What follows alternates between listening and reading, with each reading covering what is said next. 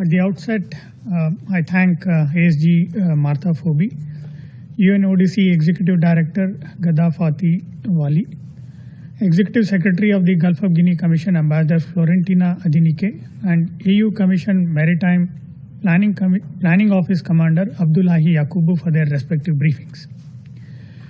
The problem of maritime piracy is as old as the history of maritime navigation. However, with the rapid growth in international trade through maritime navigation, the growth of piracy in past 2 decades has been unprecedented.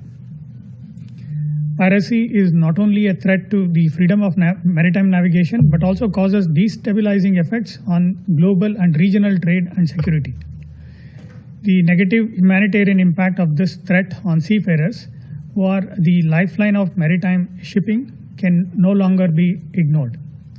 The menace of piracy can only be defeated through effective cooperation and implementation of legal frameworks on maritime security at both regional and international levels. Mr. President, maritime security has been one of the key priorities for India in the Security Council. During India's presidency of the Security Council last year, our Prime Minister chaired a meeting on maritime security. During the meeting, the Council also adopted a presidential statement, the first ever Council document on the issue of maritime security.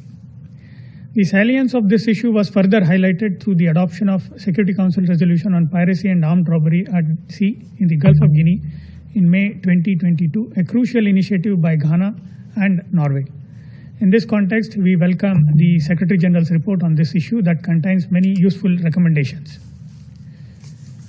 Mr. President, the report notes the reduction of piracy incidents in the Gulf of Guinea underpinned by several factors.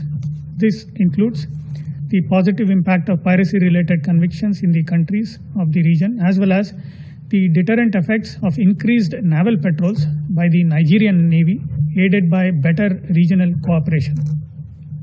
However, it is important that we do not lower our guard against piracy in the Gulf of Guinea and continue to take robust anti-piracy measures.